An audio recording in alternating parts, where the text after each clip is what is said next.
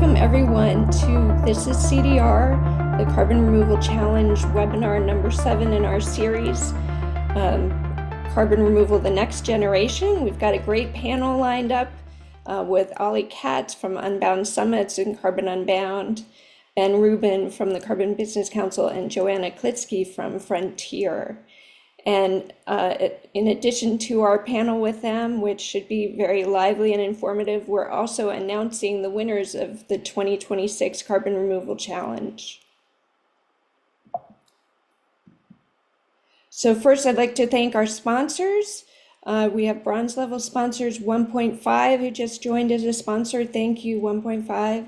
TerraSet and the Carbon Business Council. Thank you, Ben.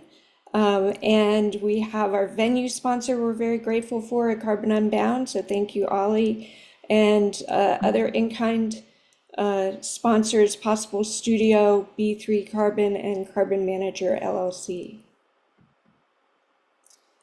So what is the Carbon Removal Challenge? Hopefully you're familiar with it by now, but just for those of you who might not know, it is a university student global competition in which the students develop innovative carbon removal solutions and submit a white paper that we then have a panel of volunteer judges evaluate. So we had a series of webinars to support the program. We had a mentoring program, and then in March we had our judges evaluate the submissions, and now today we're announcing the winners.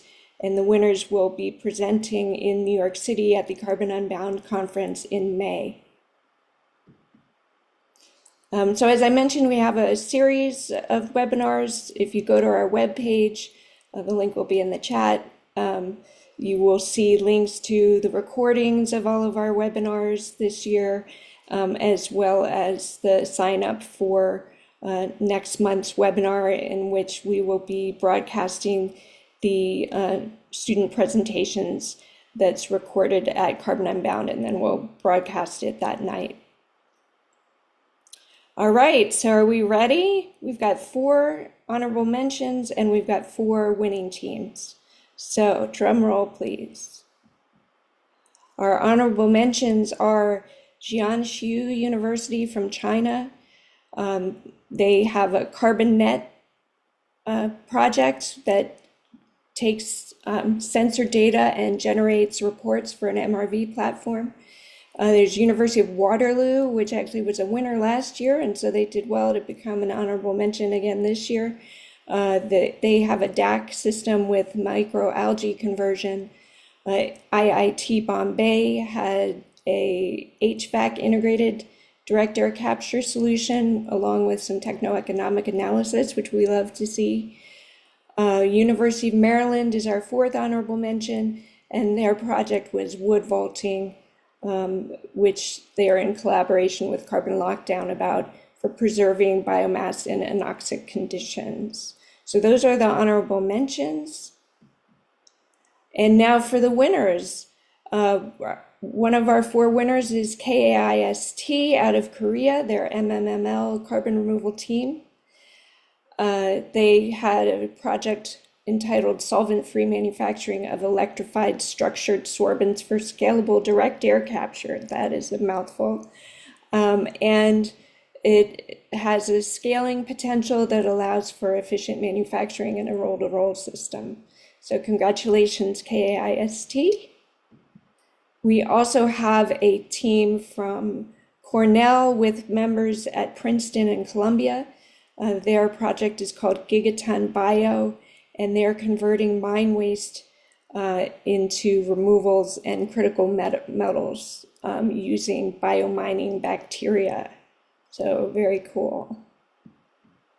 Next, we have University of Michigan Project Sapphire. They were an honorable mention last year and made it to the winning teams this year.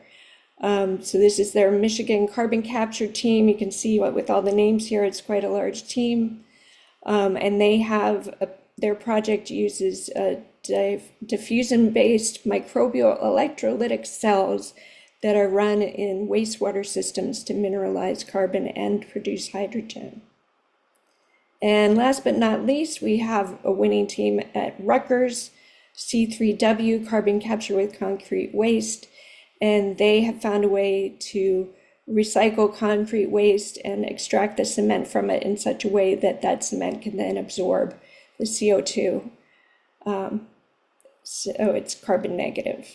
So those are our winners. They're going to be presenting next month at Carbon Unbound, and you will be able to see them in the webinar on May 20th at 7 p.m. All right. So that is my intro. I'd like to invite our panelists to come on camera now.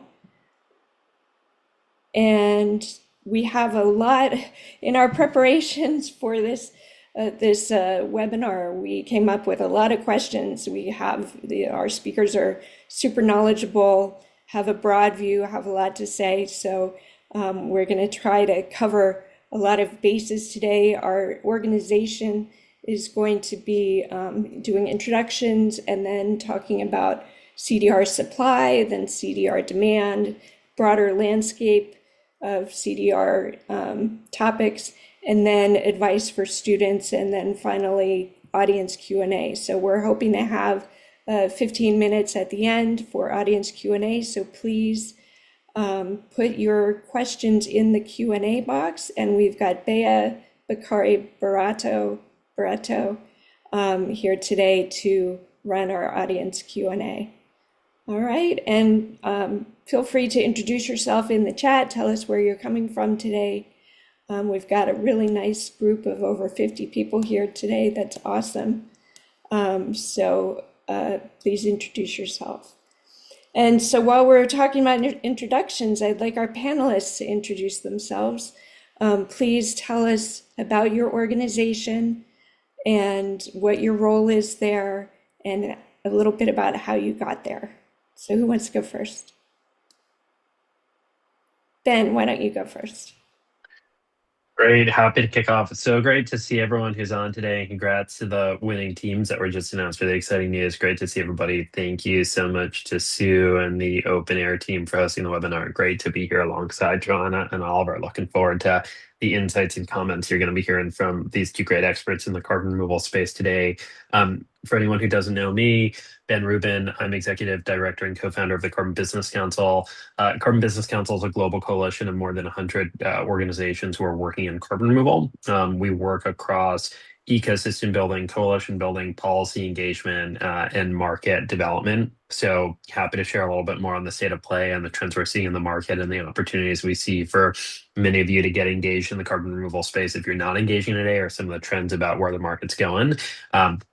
I've been working on climate change throughout my career and see carbon removal as this really important growth area about how we help stabilize a climate that will continue to reduce emissions, but that we also have to remove them. And as we'll highlight today, there's a number of growing opportunities and momentum for how we can do so, as well as some tailwinds that I'm sure we'll be addressing about how to steer through these times. So looking forward to the conversation. Great to be here with y'all. Thanks, Ben. Joanna, you go next. Yeah, happy to. First off, congratulations to the winners. That is amazing. And it's really cool just to see the diversity of the winners and the projects on the slides. And also, I was looking at the chat from where all we're coming from. It seems like we're covering the globe. I'm calling in from San Francisco, and I lead early market development and policy at Frontier. So Frontier is a coalition of buyers who are committed to spending about $1 billion buying durable carbon removal between 2022 and 2030. So our kind of primary activity in this space is that we run a scientific diligence program. So my team and I look at projects, we facilitate buying with our buyers, and we do both really early stage purchasing and later stage. And then we also do a lot of trying to support the market where we can. So if there are field gaps, if there are gaps in policy, we try to work with the right partners to kind of build that infrastructure. We are about 5 years into Frontier, so we've reviewed, I would say it's about 600 projects so far. So we've seen a lot of really awesome companies. We've purchased from about 50, about 700 million. I got into this field. Originally, my background was supply chain and operations. So really how things are made and how they get from one place to another.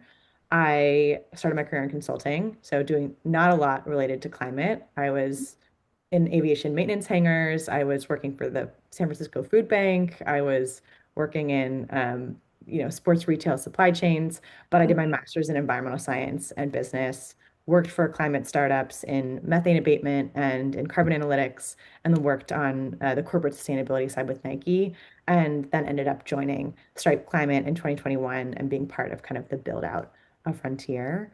And so for the first couple of years, I was really focused on leading our innovation program, so doing a lot of the early stage purchasing work and our portfolio management. And over the last kind of couple of years, I've shifted to doing a lot more on the policy and demand side. So excited to chat about all of that with you guys today because I think there's a lot to get into. Yeah, there is. Thank you, Joanna. And Ollie. Yeah, hi. Well, congratulations to the winners as well. And thank you, Sue, Matt, and the team for inviting us together on this. I'm Oli, founder and CEO of Unbound Summits, and we put on the Senior Leadership Conference, Carbon Unbound. We bring together leaders within the CDR space to mobilize, connect, share learnings, and ultimately scale the industry. And we have events in London, New York, and Vancouver at the moment. And I come from a background in putting on conferences like this. I've worked in food technology when kind of the big IPOs were happening with Beyond Meat and things around Impossible Foods. And I'm seeing a lot of that sort of momentum happening in CDR. So it's a really exciting time and looking forward to digging into it deeper. Great. Thank you, Ollie. All right, so let's get started with our questions. Focusing first on demand. One of the big headlines over the past several days has been Microsoft potentially pausing their carbon removal purchasing. What is your take on this? And do you anticipate more or larger coalitions like Frontier, or do you see any other companies stepping up to the degree that Microsoft has in the past? Anyone? Ben, I know you were quoted in the press about Microsoft, so maybe we'll start with you. Thanks. I see. I'm happy to begin, but I see Joanna off mute. If you want to kick in first, Joanna, as a buyer in the space, and then I can. Yeah, sure. I'm happy to kick us off and then Ben, pass over to you. I mean, I don't think this news is super surprising. Microsoft has spent billions and billions of dollars on carbon removal purchasing for their 2030 goals. And so I actually don't see any shift in terms of their ambition or their commitment to removal. And I think their statement to Bloomberg this morning kind of affirmed that. I think this is more kind of an organic step to rethink their purchasing pace as they're looking at this existing portfolio that they have. But I do think the discussion that we've seen over the last few days around Microsoft is kind of hinting actually a little bit of where we want this space to go in the medium and long term, which is we know that we want more buyers in the space to surrounding Microsoft so that there's diversification for suppliers. And we also know that we eventually want to get to a world in which demand is a lot more driven by governments as well. And so I actually think this is an interesting point for us to have those conversations. And on the first piece, so we're seeing new buyers come into the market. We're seeing new industries. We're seeing, I recently saw that there's a net zero buying coalition under the Sustainability Roundtable where they used to be focused on clean energy procurement, but now they have an RFI for removal purchasing. And there's a bunch of new buyers on that list. We've seen purchases by Lego, by TikTok, TD Bank, and I think 40% of the purchases, or 40% of 2025 buyers, sorry, were new, according to CDR to FYI. So we are seeing that diversification. It's just slow to grow and scale. And then on the other piece, I think the policy side, this is a good reminder that long term, we want to get beyond the voluntary market and we want to have a lot more compliance programs, tax credits, and other pieces kind of laddering up to the scale of the market. So I think this is a good conversation for us and a good reminder to have in the field. But Ben, I'm curious what you'd add because you're deeper, obviously, in the policy space. Yeah, I think Joanna covered it really well as far as both some of the signals of what it means and then the forward-looking opportunities. The trends Joanna outlined is similar trends that we're seeing, that there's growing policy support to build demand for carbon removal. And when we're thinking about that policy support, that can both be policy for compliance markets, but also an assortment of policy. I'm sure we'll talk more about it later, but this procurement program that Canada has in place right now, where the Canadian government has pledged to purchase 10 million Canadian dollars of carbon removal, whether it's direct procurement or it's thinking about permitting frameworks, policy obviously has this crucial role to play in demand. And I do think, like I just echo Joanna's point, we are seeing new buyers enter the market as recently as new buyers in the first quarter of 2026, as well as continued buyers making more CDR purchases in 2026. And a lot of that is forward looking. I think one thing that seems clear in the Microsoft news to make sure it doesn't get lost in the shuffle is while the news is still fresh and people are unpacking it, it seems clear that from some comments Microsoft made today too, that any action is forward looking and it doesn't necessarily erase the kind of foundational progress that Microsoft has played in the space to catalyze the early interest in carbon removal, to build the science-based approach that they did for some of the early companies who were able to build in investment rounds based off of their collaboration with Microsoft. And so much has been set, so much is in motion that I think thinking about how we all collectively together, including everybody on the line, can further expand that ecosystem so that there is more demand, so that there are more suppliers, so that there are more buyers is this collective action that becomes bigger than any one company. Okay, great. Oli, did you want to add anything? I think they've kind of said it really. Okay. Yeah, I think there's a lot of corporates and other people coming into the space, especially when we develop sort of buyers workshops and a large sort of audience bases sort of purchases. And so year on year, event to event, we're seeing more and more companies come in under that kind of remit of looking for CDR and looking to purchase. And I think that it's quite obvious that Microsoft wouldn't be the main 90% plus buyer for the entirety of this market. So I think that things obviously have to change as we more diversify and grow the market. And so I think it will push things and accelerate things in a good direction. Yes, I totally agree with all of you.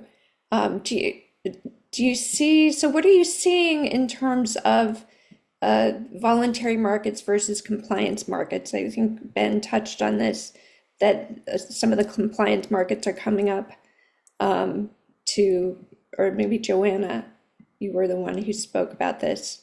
What are your thoughts on compliance markets versus voluntary markets? So for our audience, compliance markets are where companies buy removals to comply with government emissions reduction mandates. Yeah, I can jump in here. I mean, I think we kind of need it all, right? But I think though, in my mind, the long-term trajectory of the industry, the only kind of way that we're going to get to the scale of carbon removal that the IPCC and the climate models say we need is if we have really large government buyers involved. If you think of 500 billion tons a year, that's a lot of removal in 2050 and beyond. And so I think it's not just compliance markets. That's going to be a huge demand driver if we have carbon removal that is eligible for emissions trading schemes like the ETS in Europe. That is significant, but it's going to take time for the costs of durable removal to come down enough that there's going to be significant demand through that channel. So that's kind of one nuance is the timeline that that will materialize and how much buying we want to happen before that. I think the other thing is I don't over index on compliance markets alone. I think that's a really important piece of the puzzle, but there's also a lot of different policy mechanisms that can drive adoption and incentivize removal. So there's lots of stuff across the demand side. So think 45Q in the US and tax credits. You could think about industrial subsidies or incentives to integrate a model like CREW, where they add alkalinity to wastewater treatment plants. You could think about a subsidy to do that at scale for the wastewater industry, or subsidies for applying enhanced weathering materials like basalt to soils. There's a lot of different programs that removals could tap into.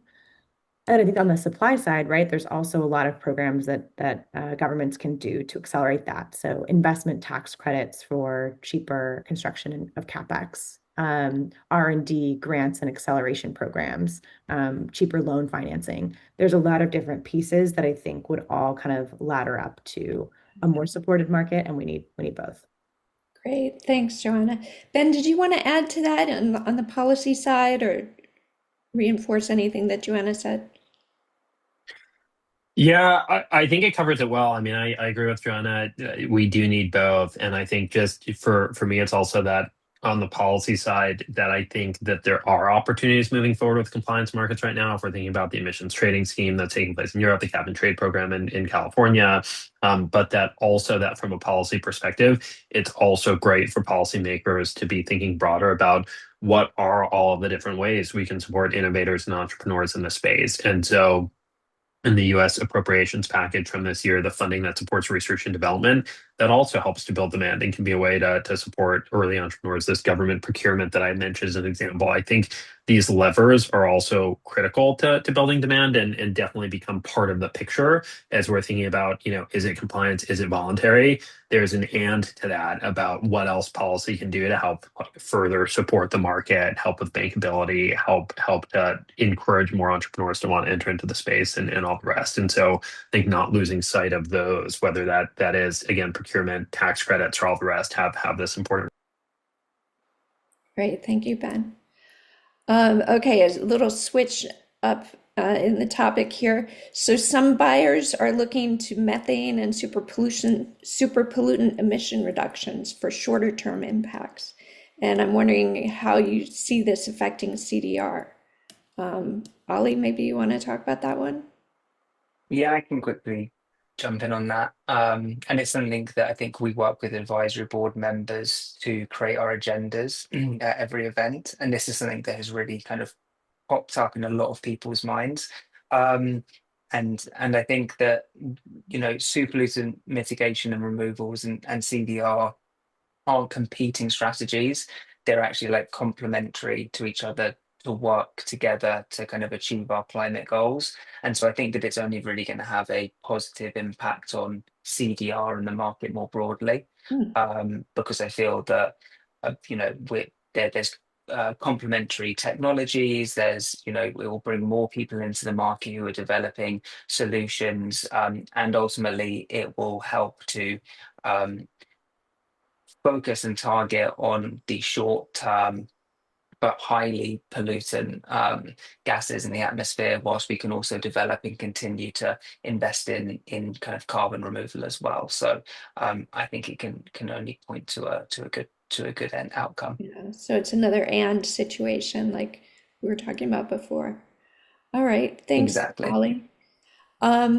Okay, so turning now to I would add one piece there, which I think that is definitely one possible outcome. I also think there's a little bit of a risk that I want to name, that you have some buyers on the margin that are looking for ways to have a high impact climate program. And if they have a limited budget, they can't spend across everything. And so I think we in the carbon removal space need to be really clear about how should a buyer think about their limited resources. Should they be buying super pollutant mitigation today and then ramp up the percentage of durable CDR? Should they buy super pollutants instead of nature-based removals or other avoided emission solutions? I think that's kind of an opportunity for us to kind of help those conversations, because it's definitely something that I've gotten questions about from other buyers in the space of like, wait a minute, okay, methane's really impactful.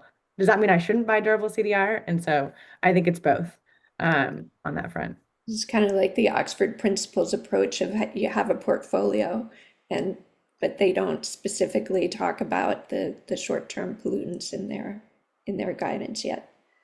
Okay, great, thank you, Joanna. So turning now to the supply side, maybe our students haven't seen this, but Grant Faber, who is a wonderful expert out there, has a master list of over 700 CDR companies in the world, and there's just so many. I was wondering if you could talk about some that have gotten your attention and how they are innovating and differentiating themselves from the pack. Oli, you want to talk about that one? Yeah, I can definitely jump on that, and I know that Ben also had some points there as well, potentially. I think um, I think that it's a lot about obviously marketing, but it's also about solving problems as well and solving a key issue. And so looking at, and I think we'll come on to this a little bit later as well, is kind of looking for a product market fit, and making sure that firstly, what you're building and designing for is a solution that is going to really make an impact, and then investing also in your marketing and making sure that you have like a really strong team behind you that can deliver the outcome that is necessary and needed within this space. Yeah. Team is critical, that's for sure. Did Joanna or Ben, did you have any thoughts on this? And shall we move on? Yeah, I think Joanna, do you want to jump in first? Go for it. Go for it. Okay, great. Yeah, I think all great points from Oliver. Want to hear what Joanna thinks about this one too. I think one thought for me about jumping out in the space right now and an opportunity, because I know that we've got a lot of entrepreneurs on the line who are thinking about how to scale and build carbon removal solutions, which is great, is to both double down on building out that carbon removal solution. And that means being like having rigorous science behind it, having monitoring, reporting, verification in place to know that a ton is a ton, to know that carbon removal is working, but to also be considering your business case as you're building the product. Yes, if you have carbon removal, you can sell carbon removal credits, but are there other things that are happening? And I think we're with that. And as some discrete examples of it, there's some companies out there who are realizing, hey, the marine carbon removal process we have in place, in addition to removing CO2, can also actually make desalination more efficient. So you're building a business case there to help an industrial process already underway. There's companies considering like, how does their carbon removal pathway potentially factor into national security? There's companies in the direct storage of biomass space thinking about how does their CDR pathway kind of coincide with the growing goal to mitigate wildfire risk. And I think thinking about carbon removal and thinking about how to diversify revenue, how to have a business case where the carbon removal is happening, and there's other things in the business model too that are helping to build your base of customers, is a good way to be thinking about both the science behind making sure the carbon removal has a rigor, as well as how else to be building and scaling your business so that multiple things can be taking place at once. And I do think that of that list of the 700, we're seeing some companies increasingly turning to that. Cool. Joanna? Yeah, I think that's a great point, Ben, which is like the demand. I think one way that we're seeing startups diversify or differentiate themselves is diversifying their demand. So thinking about not just carbon removal revenue, but how can they monetize their co-benefits? How can they think about what government programs they're eligible for, and really kind of creating a more insulated business model. And so Ben mentioned a few examples of how suppliers are doing that. I think there's other ones like critical metal extraction. So if you're doing superficial metal mineralization, can you also extract critical metals that you can sell? Can you abate coastal acidification? Can you do pH management for agricultural fields more efficiently and appeal to the agribusiness world? So thinking about that piece is one differentiator. I think another is we're at a time and space in this market where we've seen a lot of ideas, and there's a lot of companies that are now kind of getting too mature. And so if you're starting out a company today, how is what you're doing game changing? How are you eventually going to kind of outcompete those folks in the market? And so thinking a lot about step change, reductions in cost is another big one. Um, and so if I can talk a little bit, if it makes sense, about some of the deals that we've seen that have been successful. Is that okay to jump there, Sue? Yeah, sure. Great. So one I think that's a good example of this is Vaulted. So they're a company that we actually did a pre-purchase with well, I'm not sure people know this. We actually rejected Vaulted for our pre-purchase program in 2022. They had really interesting ideas, but they didn't yet have a clear view of their business model or of what the permitting would look like or what the risks were. And so they actually came back a year later and they knocked it out of the park. They were in a way stronger position. And so I think that off the bat was a really good sign. This was a team that was nimble, that was really flexible, that was able to learn really quickly and address feedback. And then basically what Vaulted does, they take waste biomass from different sources, including municipal solid waste, that often gets applied on fields and has PFAS contamination risk, and they instead inject that underground. So it's biomass storage. We did a pre-purchase with them in 2023. They turned around, delivered really quickly. They were just operationally excellent and mastered the logistics. And they delivered our pre-purchase in full. And then the next year, we did a $60 million offtake with them in 2024. And I think the reason we were able to get to that scale with them so quickly is they were really, really thoughtful on every risk of their business. And they didn't have all the answers, but they knew all the risks and had kind of backup plans for each. They had the right combination of expertise on their founding team. So they had some really sophisticated technical operators for injection who had done this before for other industries, who really knew waste biomass supply chains. Then they also had the commercial and business expertise. And so that kind of combination allowed them to kind of do the things they needed for their model. And then they also were really thoughtful on the project development side and the commercial side. So they know their contract terms inside and out. They have gotten ahead of financing, and they're thinking about what it means to be kind of a mature supplier in the space. And so all of those things, I think, have made them kind of stand out as one of our suppliers. And they've now delivered about 30,000 tons so far and are chugging along. And so that's one I would point to as kind of a good example of doing this in the field. That's great. And they have this history with you so that you can talk about the different stages they've gone through. That's really great. Now, and they've delivered. So another question that comes up is that some suppliers are not able to deliver what they've contracted for. And how big of an issue is this? And how can buyers and suppliers deal with it? Ben, you want to talk about that? Yeah, happy to cover that a bit.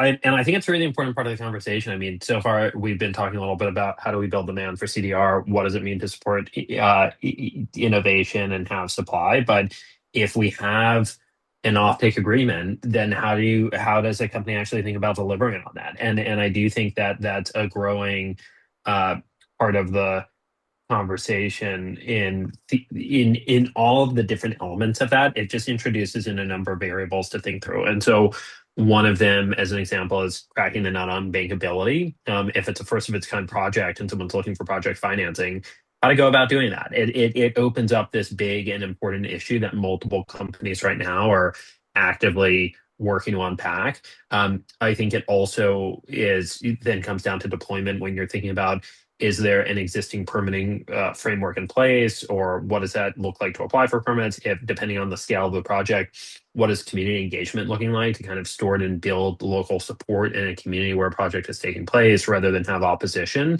And we're seeing more and more projects breaking ground. We're seeing carbon removal happen today. And so I think that as far as like proof in the pudding, we see that this is happening, but we also see that these variables and other ones, whether it is around community engagement, permitting, or bankability, or others that I'm not mentioning now, that they're also important to be thinking about. And even at any life cycle of a company, even if some teams on the call are still kind of in earlier ideation or working more like at a benchtop scale on a project, thinking through that through line of what is it going to mean for large scale deployment down the road, thinking of those variables early on, how you can mitigate your delivery risk is, I do think, an important part of the equation. Okay, great. Thanks, Ben. So we're also, in addition to some companies not being able to deliver, we're seeing some market consolidation. And I'm wondering if you could speak to this, Joanna and Ben. Yeah, I'm happy to. I mean, I think that's the tough reality of any industry, right? Like we know it's challenging to build a startup. We know it's challenging to build a startup in climate. And so I actually don't think that's necessarily a bad thing. Um, it's okay to say, okay, hey, we tried this idea out, it didn't work, or we tried this idea out and we couldn't get it as cheap as we wanted it to. And so we should actually concentrate financing and demand on the companies that are able to do carbon removal effectively and cheaply and at scale. So I think consolidation is just an organic part of an industry maturing. What I want to make sure is that that is why the consolidation happens, and not because we haven't had the, financing or means to support really cool ideas. And so that's part of what we think about a lot at Frontier is, can we make sure that we're providing funding to folks that are doing this cool work? And you guys are doing that too with this carbon removal challenge. Um, but I think, yeah, I think consolidation is an organic part of an industry.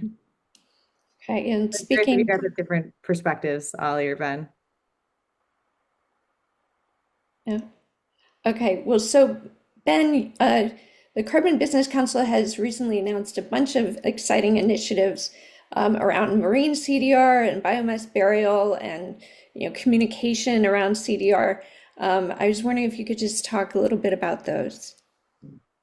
Yeah, happy to walk through some of what we've been working on. Thanks to you for that question. I think for us programmatically, we're a tech inclusive coalition, and so we represent every carbon removal pathway within the coalition. And I think when we're thinking about many of the topics we've been talking about here, how do we mitigate against delivery risk? How do we have supportive policies to scale CDR? How do we build demand? This applies across all carbon removal pathways. Something that we've been seeing as a sector is that when we start breaking into the specifics of carbon removal deployment, whether it's land, air, rock, or water, each one ends up having some specific needs, some specific constituencies, whether that's farmers or mining companies for certain pathways or industrial companies for others. And so we've been launching a series of verticals within our horizontal coalition to have some dedicated programming to really support specific carbon removal pathways. At the same time, we've also been launching geographic working groups to really drill into the specific opportunities we're seeing in different regions of the world, whether that's in Canada or Latin America or in Asia Pacific. And so it's been great to both see geographic growth in carbon removal and the opportunities we're seeing in multiple regions, as well as to see being able to provide some of the dedicated support to companies who might be working on specific CDR pathways. And so that vertical and horizontal approach, I think, has been a way to scale carbon removal overall, but then also make sure that pathways have that framework in place that they need to scale. So that's a little bit on some of the council's recent initiatives, recent updates. Is just to flag on some of our upcoming resources, because I think Sue alluded to this too. We did do some public polling of several thousand folks in partnership with Potential Energy not too long ago to look at, like, what do people know about TDR? What is the most compelling way to talk about it? And we released that in a 30-page guide. And I encourage the entrepreneurs to read through that, because if you're talking with investors or you're talking with co-founders and you're trying to describe what carbon removal is, how does your system work, there's definitely, I think, some topical findings in there. And as a teaser of something else to keep an eye out for that we're going to be releasing next month, and actually talking more about at Carbon Unbound as a plug for anyone to participate in Unbound in New York. It's going to be a great group of folks together. We're at Unbound, we're going to be walking through some findings of a corporate survey that we commissioned, where we interviewed 25 decision makers within Fortune 1000 companies in the US and Europe who have a net zero pledge and haven't purchased carbon removal yet, to just unpack, hey, you have a net zero pledge, you have not purchased carbon removal, what's holding you back? What are the barriers? What timeline are you moving on? Is cost coming into this as an issue? What are the concerns? And so there's some really rich findings in there. It's the kind of first of its kind survey that I'm aware of to actually, like, sit down and do these 30-minute discussions with decision makers within corporations on this. So stay tuned for those findings, and we'll be unpacking them more at the stage on. All right, well, that sounds very exciting. I'm looking forward to it. Ollie, on that note, could you give us some insights into the themes that you have planned for the Carbon Unbound East conference? Yeah, thanks, Ben, for teeing me up for that one. So yeah, we've got some really exciting themes that have emerged for the agenda. Obviously, we've talked on quite a few of them already, actually, from this conversation. So obviously, demand signals and how The landscape there is changing. We're looking at super pollutants. We're also looking at some, other interesting topics like scaling in the tropics, for example, and creating a more equitable system, and how we can, focus on kind of community engagement, and also look at some other regions that maybe aren't currently deploying CDR but are really well equipped to do so.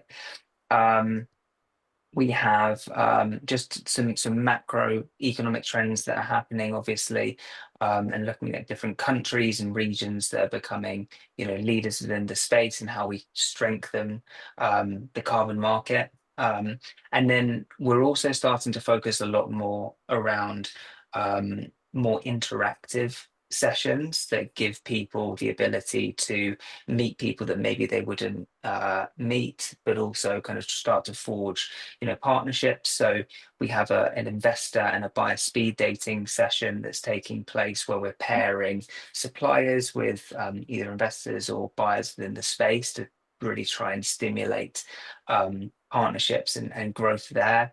We have a pre-summit workshop all focused around kind of bringing together tier one corporate buyers to share learnings. And then we have our campfire sessions as well. So they're more interactive, sort of smaller group sessions. And those we're starting to find alongside kind of the larger main stage conversations. They really stimulate like a different kind of networking, and people come away being really excited about some of the people that they've met and the learnings that they can also share. So it's a really busy 2 days or 2.5 days, but It yeah, is. we're really looking forward to it. All right. Well, thank you, Ollie, for that overview. Okay, so at quarter of, we're going to switch over to audience Q&A. So audience members, please make sure to put your questions in the Q&A box, and so that Bea can organize them and pitch them to us in a few minutes.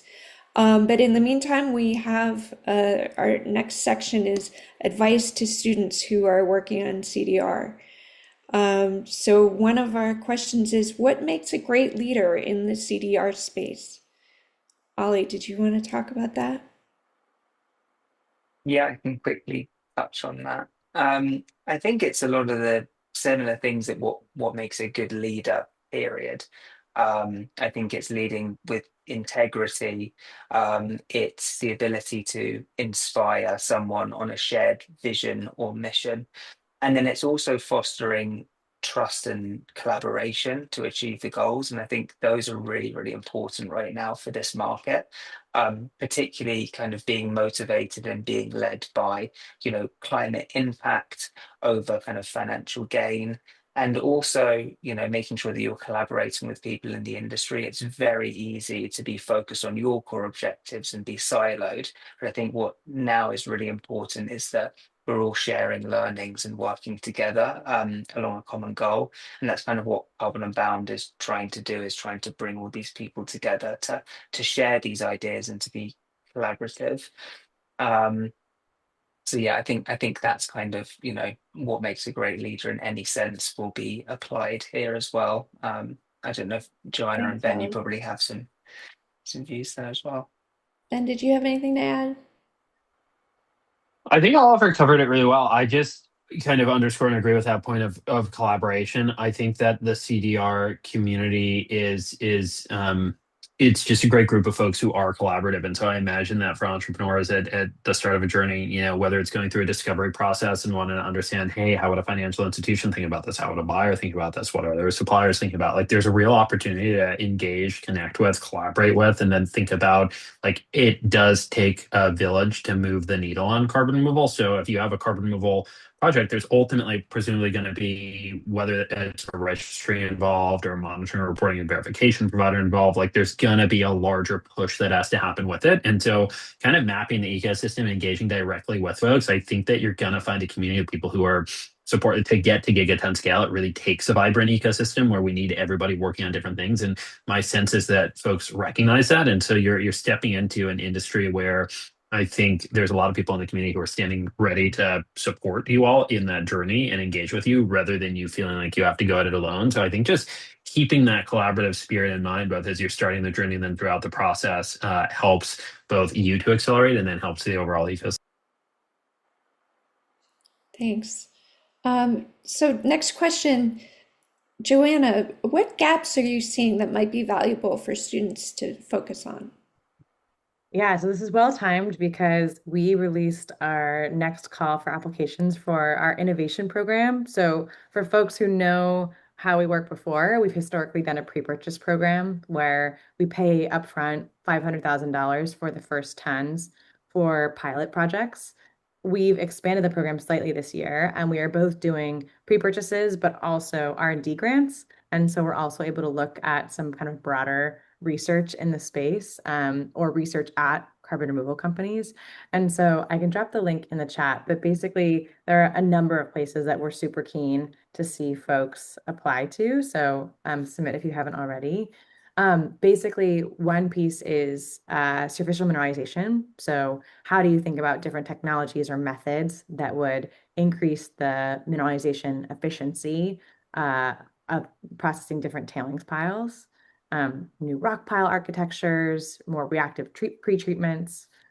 The next piece would be determining how to add more alkalinity to the ocean efficiently and safely. So we know we can add alkalinity safely to the ocean, but getting even sharper around the thresholds that trigger precipitation and having field studies there would be really valuable. Anyone who's thinking about how to get us to cheaper measurement for open system solutions, we would love to see. So if you're thinking about a new sensor or design or modeling approach that you think is going to get us to the long-term measurement plan, that would be awesome. And then the last would be anyone who's doing something really novel and breakthrough. If you think you have an idea that meets our criteria that could outcompete other companies on cost or durability or scale, we'd love to see that. So if you're interested, I will, Yeah, definitely put that link in the chat. Yeah, so Okay. take a look. So we're running a little long. I just want to get this last question in, and then we'll switch over to audience Q&A. So given how many startups there are already and the consolidation discussed earlier, what would you say to a student who wants to form or join a CDR startup right now? And Ben or Oli, you want to take that one? Yeah, it's a great question. I think I just, again, it's a collaborative ecosystem, so there's multiple ways to engage. And I'd say like from where we are today to getting to gigaton scale, it's going to take a lot more people working on it. And so I think it's thinking through like, is there an existing team you're excited about that you want to join?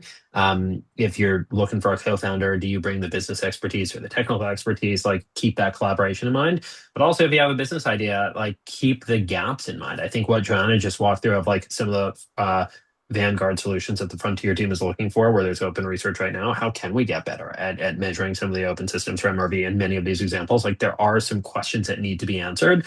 Are you in a position to, do something new and want to take the ball forward at answering those questions? There's an opportunity. But if you want to partner with an existing team, then there's opportunities there. So I think there's multiple ways in. There's multiple tracks. There's multiple ways to engage. So if carbon removal is something that you're excited about, I do think there's multiple pathways forward for you to find the lane that works best for you. Okay. And Oli, do you want to add?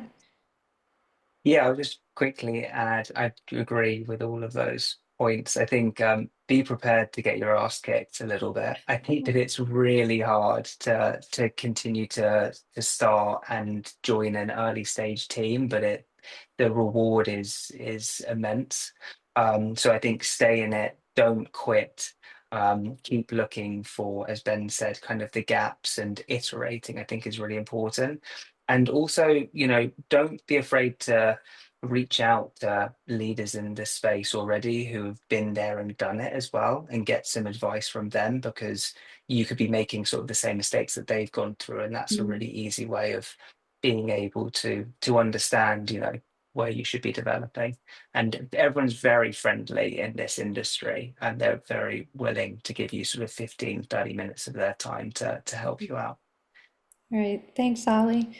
All right, Bea, we are on to audience Q&A, so take it away. Perfect. So first of all, thank you so much for all the panelists and for Sue. And it has been an amazing discussion. I've been learning a lot. So first question is from an anonymous attendee. How would you recommend we can best push governments to invest in advancing carbon removal? Well, Ben, you probably have just as sharp an answer on this one, but I would say a lot of ideas. I think the first thing is we need to make carbon removal real in communities. So policymakers want to see that this is creating jobs, it's creating benefits, there's industry opportunity here. The more we build projects and they deliver tons, the more we can kind of create that flywheel. That's one. I think two is we need to figure out what bipartisan legislation we can pass and tailor it to the market. So how do you think about how this appeals to energy security in the US? And how do you defend 45Q? How do we think about making the case for carbon removal in the ETS in Europe by talking about what the benefits are to heavy industry? Being really pragmatic, I think, is the way to appeal. And then being really creative with the set of tools that we're doing. So government direct procurement by governments might work in some jurisdictions based on budget, but might not somewhere else. It might be embedding into their agricultural program. And so thinking about what's possible in that market. And then it's a lot of boots on the ground advocacy, making connections, talking to those folks, and actually kind of building those inroads.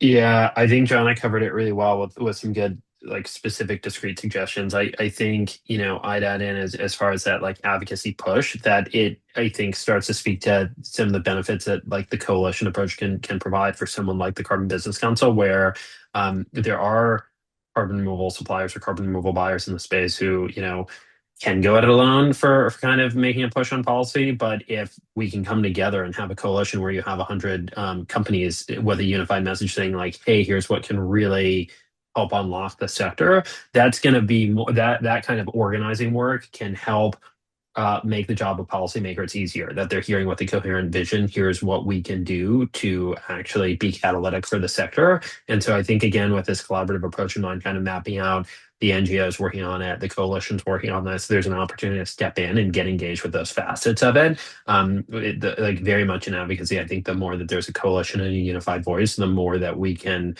get momentum.